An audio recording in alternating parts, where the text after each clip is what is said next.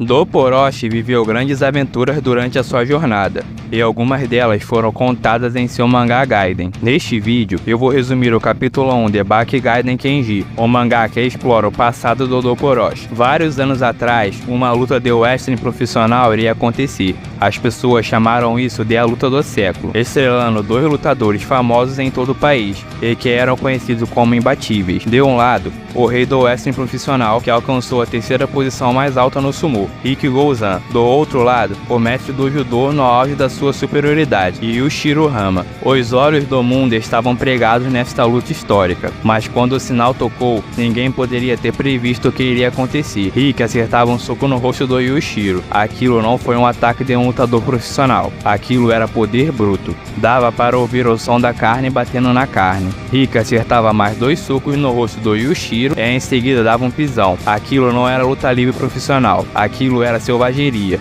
E Yujiro estava caído. A multidão ficou completamente sem palavras, enquanto assistia aquele ato horrível acontecer. E o silêncio foi tudo que saudou o vencedor da partida. Em um outro dia chuvoso, um homem caminhava pela rua. Vemos que era o Yujiro Hama, e que ele ainda estava se recuperando da luta. E Yujiro passava por um casal que reconhecia ele, e que eles falavam que não podiam acreditar que o Yujiro estava andando por aí depois de levar uma surra tão horrível. Neste momento, o homem segurando o guarda-chuva parava na frente do Yujiro. Não era possível ver quem era, pois o homem escondia o seu rosto, e Yujiro se aproximava dele. Depois ele olhava para as mãos daquele homem e achava impressionante, e julgando pelas mãos daquele homem, Yujiro dizia que ele viu muita ação, e Yujiro presume que aquele homem lutava karatê, e diz que ele parece ser muito bom nisso. O homem soltava o guarda-chuva, e olhando para o Yujiro, o homem falava que o seu nome é Orochi Dopo, e Yujiro dava um pequeno sorriso, e vendo que o Dopo tinha orelhas de couve-flor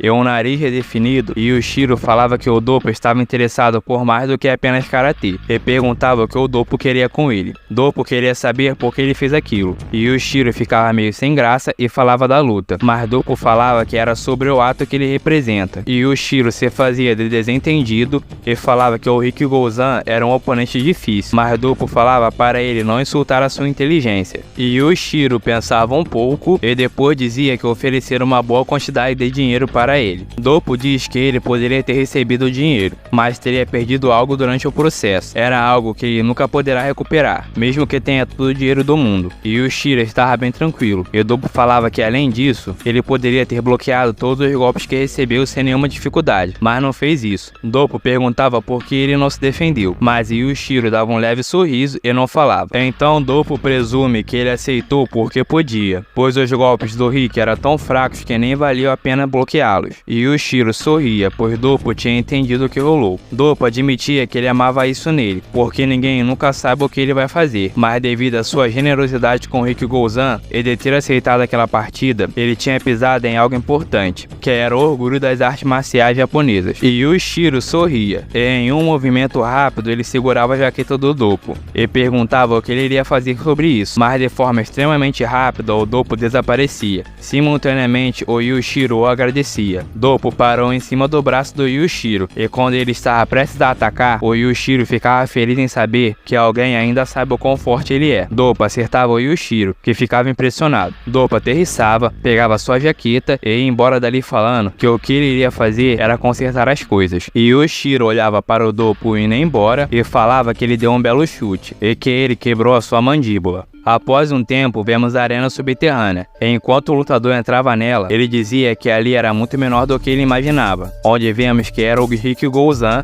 e que o Tokugawa estava ali com ele. Tokugawa diz que ali é a arena subterrânea do Salão Korakuen, e que ali eles hospedam os melhores lutadores do mundo. Depois, Tokugawa falava para o Ricky que todo mundo comprou a luta dele com o Yujiro Hama, e o parabenizava por isso. Só que Ricky diz não ter ideia do que o Tokugawa estava falando. Tokugawa falava que não haverá espectadores, e que ele estava ali apenas como testemunha. Ricky perguntava se será assim mesmo, e Tokugawa dizia que sim, porque hoje não irá ser uma partida normal. Tokugawa falava para o Ricky que essa luta será o seu castigo, e que o seu oponente que disse isso. Rick achava aquilo interessante e diz que ele pode chamar do que quiser, pois são apenas palavras. O mais importante era ele cumprir o acordo, de pagar 10 vezes o valor de uma luta livre profissional. Tokugawa diz que o pagamento será este mesmo, e que parecia um pouco irracional ele perguntar isso. Porém, Rick falava pro Tokugawa que ele estava se esquecendo que não é na luta livre profissional que ele realmente brilha, e sim em uma luta sem regras. Tokugawa ouvia aquilo e ficava quieto. Rick olhava ao seu redor e perguntava quando seu oponente iria aparecer, e Tokugawa dizia que ele irá descobrir que o seu oponente já havia chegado. Neste momento, Rick sentia algo, e vemos que o Doppo estava atrás dele esse tempo todo. Doppo soprava o pescoço do Rick, que se virava golpeando com a faca da mão, mas Doppo rapidamente se agachava para se esquivar do golpe. Doppo preparava o seu ataque e acertava os testículos do Rick. Rick gritava de dor.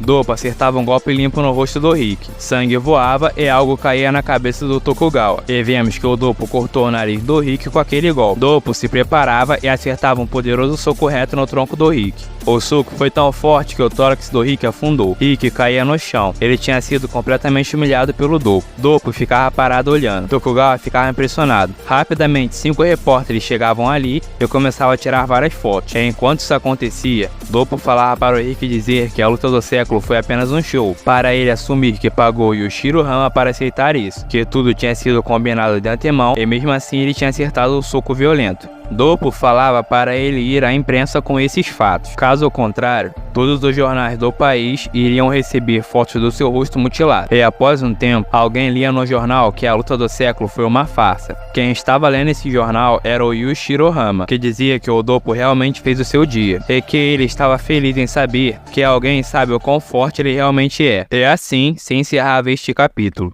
Curta esse vídeo caso tenha gostado e se inscreva no canal para acompanhar o resumo dos próximos capítulos. Comenta a frase Deus da Guerra para mim saber quem assistiu até aqui. Obrigado pela sua companhia e até o próximo vídeo.